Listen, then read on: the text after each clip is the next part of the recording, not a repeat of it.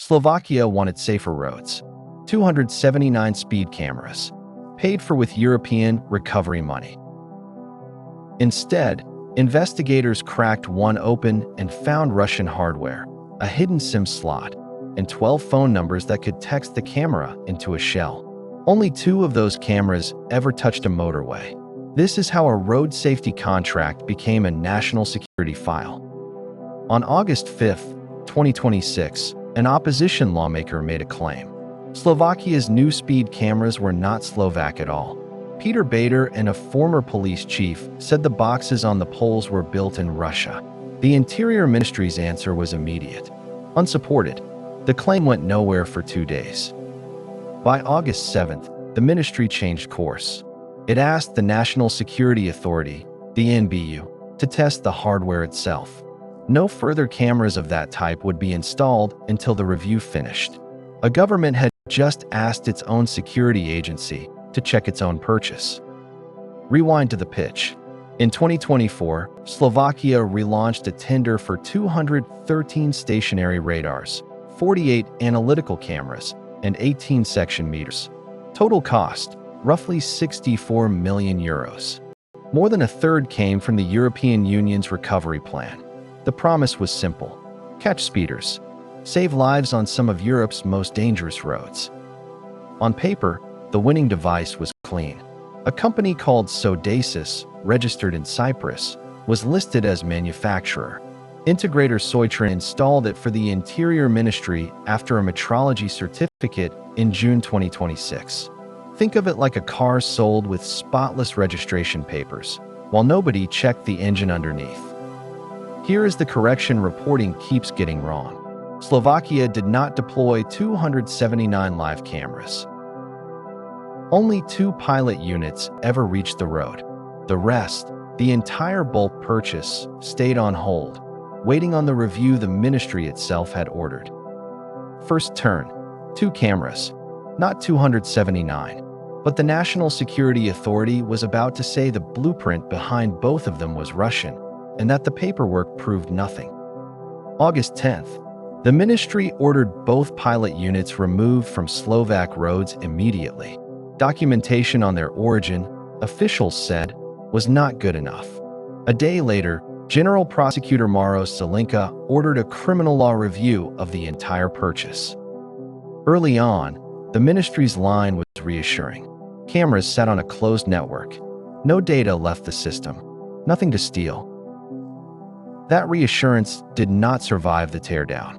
A hidden cellular modem, a field-accessible SIM slot, and pre-built OpenVPN connections do not describe a closed network. They describe a door nobody disclosed. Technicians in St. Petersburg build a product called CORDON Pro-M, sold by Russian firm Simicon. According to Slovak outlet Zive, which obtained the NERO's technical report, that is exactly what sat inside the Slovak sample, branded NERO R-ONE mainly in the Slovak language interface.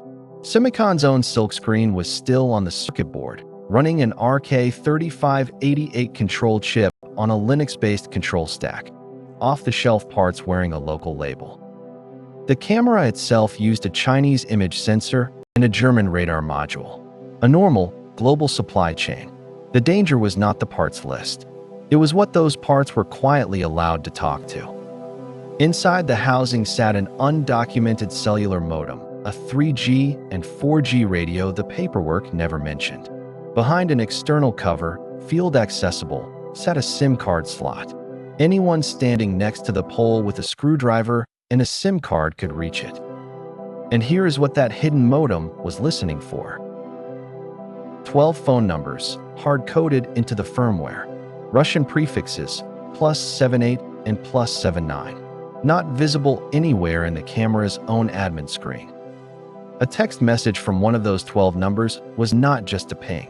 According to the NBU's own report, the minimum command set could reboot the modem, reboot the whole device, place a call, switch the unit into wait ring or online mode, or simply pull its serial number.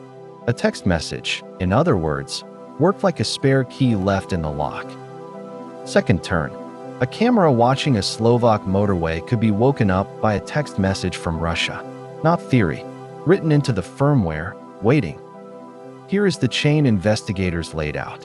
A message arrives from one of 12 Russian numbers. The hidden modem checks it against that allow list.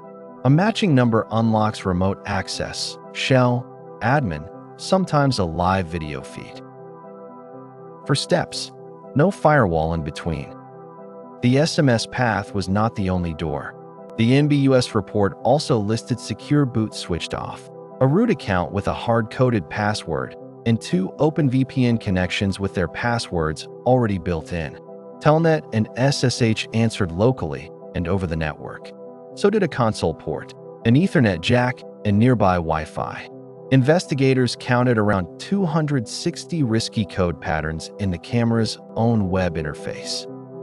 On the tested sample, the live camera image streamed out with no password at all, visible to anyone who could reach it on the network.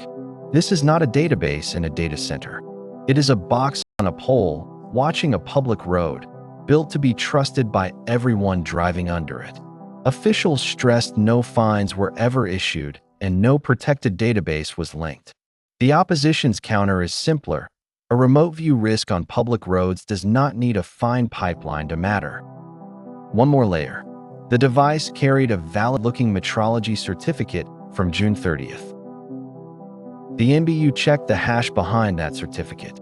It pointed to a damaged file, roughly 85 kilobytes, built for the wrong processor entirely. The measuring software was never really there. This project was not funded quietly, roughly 64 million euros. More than a third of it European recovery money, earmarked for road safety after the pandemic. Public money, meant to save lives, routed through Cyprus paperwork toward Russian silicon. Third turn, a fake certificate, European funding, a live prosecutor's file.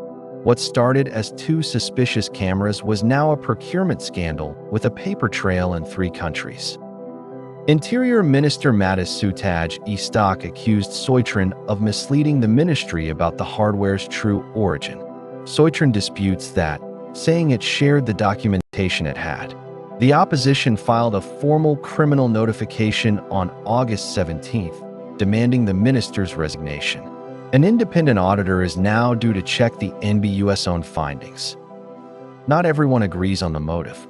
One hardware analyst who reviewed the case put it plainly: the published evidence cannot prove whether this was an intelligence backdoor or just lazy, undocumented remote support built by an overseas vendor. Either answer should worry a government buying sensors for its own roads.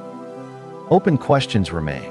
Did that hidden SIM slot ever hold a live card on Slovak roads, or only in the lab? Do sister devices branded NEROline, reported in Croatia, carry the same 12-number allow list? Will the criminal review stretch beyond paperwork into sanctions circumvention? The independent audit has not published yet. Slovakia is not an isolated case. Security researchers have flagged similar CORDON family units elsewhere in Eastern Europe. Separately, Western agencies warned in 2025 that Russian-linked actors had already targeted roadside cameras near military and border sites across the region. A different campaign, same category of device.